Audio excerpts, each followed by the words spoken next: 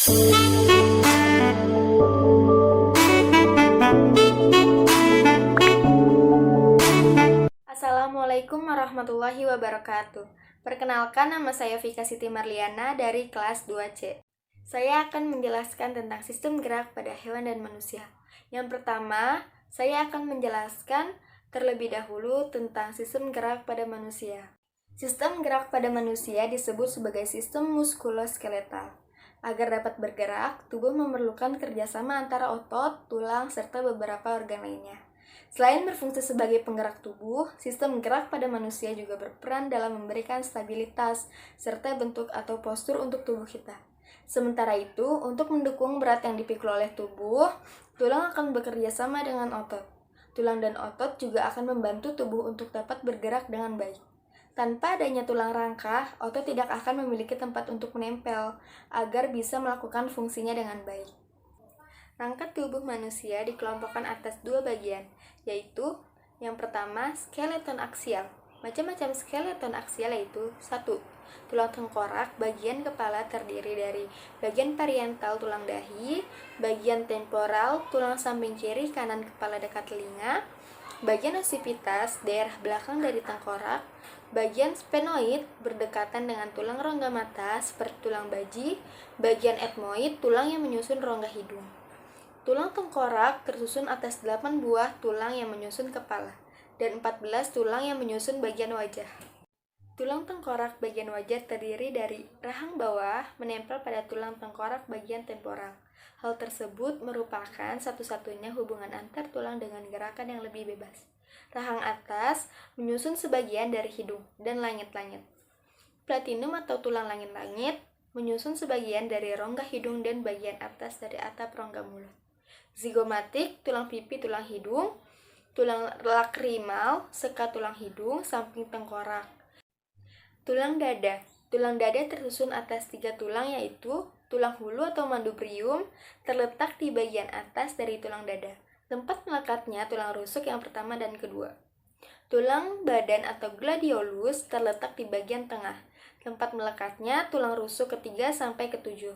Gabungan tulang rusuk ke-8 sampai ke-10.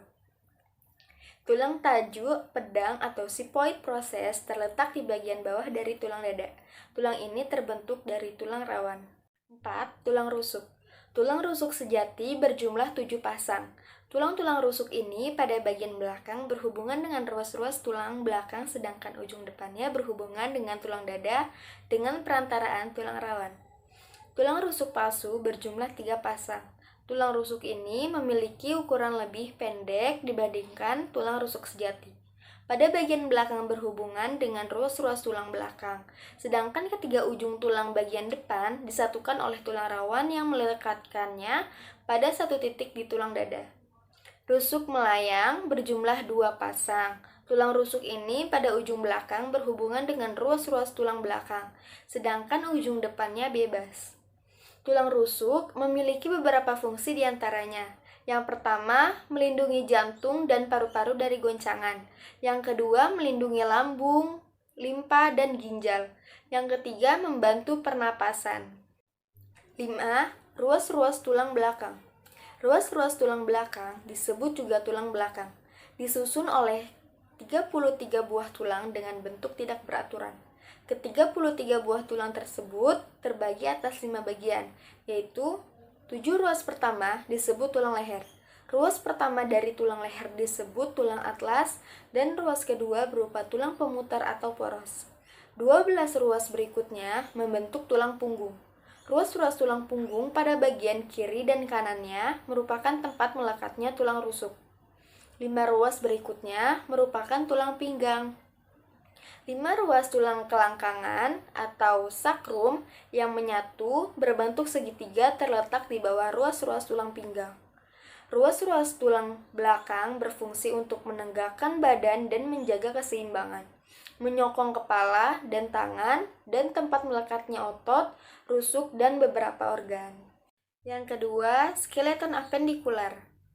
Tersusun atas tulang-tulang yang merupakan tambahan dari skeleton aksial. Skeleton apendikular terdiri dari anggota gerak atas, anggota gerak bawah, gelang bahu, gelang panggung, dan bagian akhir dari ruas-ruas tulang belakang. Yang pertama, tulang anggota gerak atas. Tulang penyusun anggota gerak atas tersusun dari humerus atau tulang lengan atas, termasuk kelompok tulang panjang atau pipa, ujung atasnya halus, besar, dan dikelilingi oleh tulang belikat. Yang kedua, radius dan ulna atau pengumpil dan hasta. Tulang ulna berukuran lebih besar dibandingkan radius dan melekat dengan kuat di humerus. Tulang radius memiliki kontribusi yang besar untuk gerakan lengan bawah dibandingkan ulna. Yang ketiga, karpal atau pergelangan tangan. Tersusun atas 8 buah tulang yang saling dihubungkan oleh ligamen. Yang keempat, metakarpal atau telapak tangan. Tersusun atas 5 buah tangan. Pada bagian atas berhubungan dengan tulang pergelangan tangan, sedangkan bagian bawah berhubungan dengan tulang-tulang jari atau phalanges. Yang kelima, phalanges atau tulang-tulang jari. Tersusun atas 14 buah tulang, setiap jari tersusun atas 3 buah tulang, kecuali ibu jari yang hanya tersusun atas 2 buah tulang. 2. Tulang anggota gerak bawah, ekstremitas inferior. Tulang anggota gerak bawah disusun oleh tulang femur atau tulang paha, termasuk kelompok tulang panjang, terletak mulai dari gelang panggul sampai ke lutut. Tibia dan fibula atau tulang kering dan tulang betis. Bagian pangkal berhubungan dengan lutut, bagian ujung berhubungan dengan pergelangan kaki. Ukuran tulang kering lebih besar dibandingkan tulang betis karena berfungsi untuk menahan beban atau berat tubuh. Tulang betis merupakan tempat melekatnya beberapa otot. Patella atau tempurung lutut terletak antara femur dengan tibia, bentuk segitiga. Patella berfungsi melindungi sendi lutut dan memberikan kekuatan pada tendon yang membentuk lutut. Tarsal atau tulang pergelangan kaki, termasuk tulang pendek, dan tersusun atas 8 tulang dengan salah satunya adalah tulang tumit. Metatarsal atau tulang telapak kaki tersusun atas 5 buah tulang yang tersusun mendatar. Phalanges atau tulang jari-jari tangan, setiap jari tersusun atas 3 tulang kecuali tulang ibu jari atas 14 tulang. 3. Tulang gelang bahu, klavikula, dan skapula atau belikat dan selangka. Tulang selangka berbentuk seperti huruf S, berhubungan dengan tulang lengan atas atau humerus untuk membentuk persendian yang menghasilkan gerakan lebih bebas. Ujung yang satu berhubungan dengan tulang dada, sedangkan ujung lainnya berhubungan dengan tulang belikat. Tulang belikat atau skapula berukuran besar, bentuk segitiga dan pipi, terletak pada bagian belakang dari tulang rusuk. Fungsi utama dari gelang bahu adalah tempat melekatnya sejumlah otot yang memungkinkan terjadinya gerakan pada sendi. 4. Gelang panggul. Tulang gelang panggul terdiri atas 2 buah tulang pinggul. Pada anak-anak tulang pinggul, ini terdiri atas 3 buah tulang, yaitu ilium bagian atas, tulang isium bagian bawah, dan tulang pubis bagian tengah. Di bagian belakang dari gelang panggul, terdapat tulang sakrum yang merupakan bagian dari ruas-ruas tulang belakang. Pada bagian depan, terdapat simfisis pubis merupakan jaringan ikat yang menghubungkan kedua tulang pubis. Fungsi gelang panggung terutama untuk mendukung berat badan bersama-sama dengan ruas tulang belakang, melindungi dan mendukung organ-organ bawah seperti kandung kemih, organ reproduksi, dan sebagai tempat tumbuh kembangnya janin. Untuk materi yang kedua, saya akan membahas tentang sistem gerak pada hewan. Alat gerak atau sistem gerak pada hewan terdiri dari invertebrata dan vertebrata.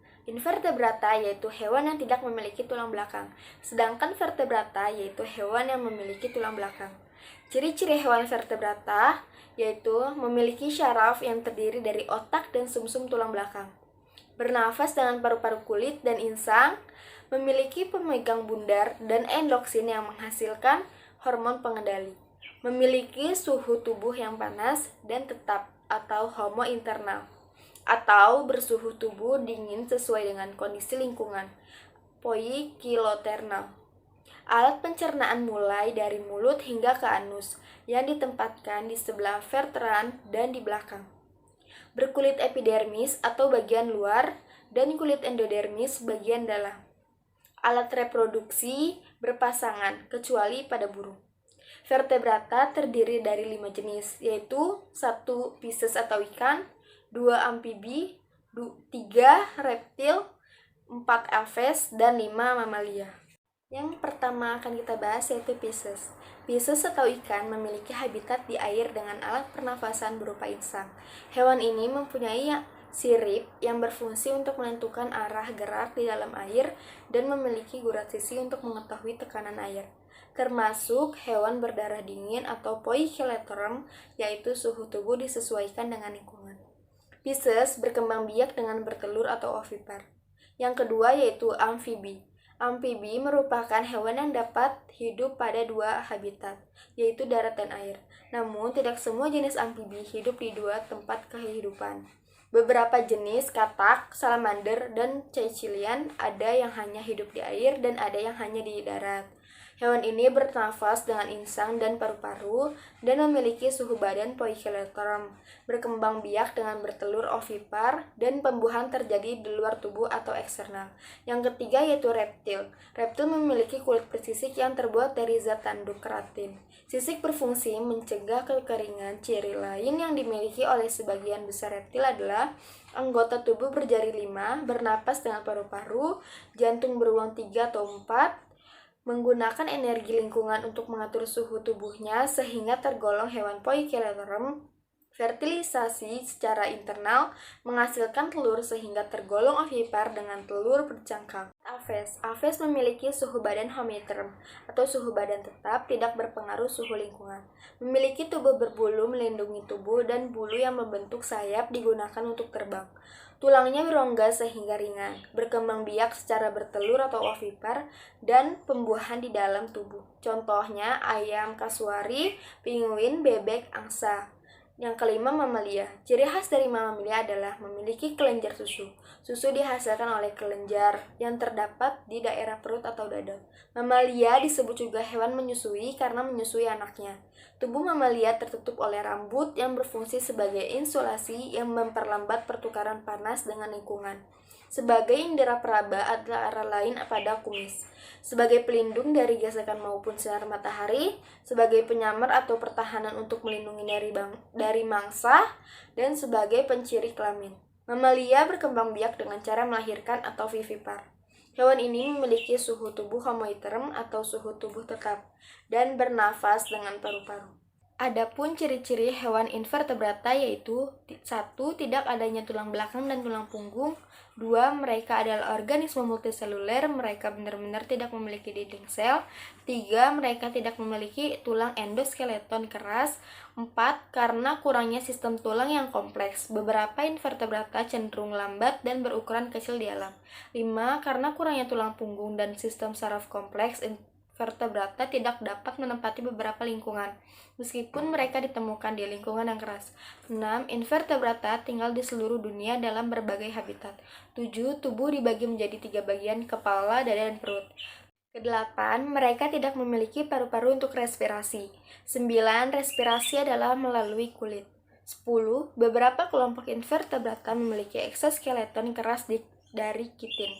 11. Kebanyakan dari mereka memiliki jaringan dengan organisasi sel tertentu.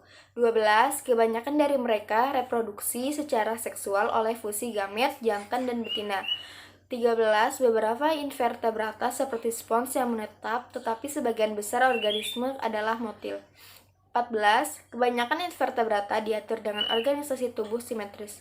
15. Mereka tidak dapat membuat makanan sendiri, adalah heterotrof. Contoh umum dari invertebrata yaitu belalang, siput, cacing tanah, dan ubur-ubur. Pertama, belalang. Belalang tidak memiliki rangka dalam, tetapi memiliki rangka luar atau exoskeleton.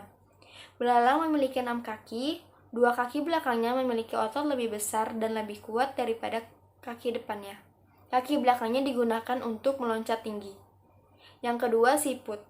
Siput bergerak menggunakan perutnya yang tersusun atas otot yang kuat. Siput dapat menghasilkan lendir dari tubuhnya untuk membasahi perutnya, agar mudah bergerak. Ketiga, cacing tanah. Cacing bergerak dengan cara melata. Otot pada cacing dapat membuat tubuhnya menjadi memanjang dan memendek sehingga dapat bergerak. Pada tubuh cacing terdapat rambut halus atau seta. Lendir yang dihasilkan tubuh cacing membantu menggemburkan tanah.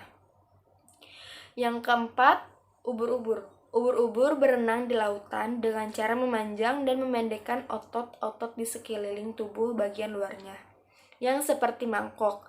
Otot-otot tersebut akan membuka dan menutup mangkok sehingga air keluar masuk dan membuat ubur-ubur bergerak maju. Sekian materi yang dapat saya sampaikan, kurang lebihnya mohon maaf. Wassalamualaikum warahmatullahi wabarakatuh. It's 5:50 something and I feel so empty.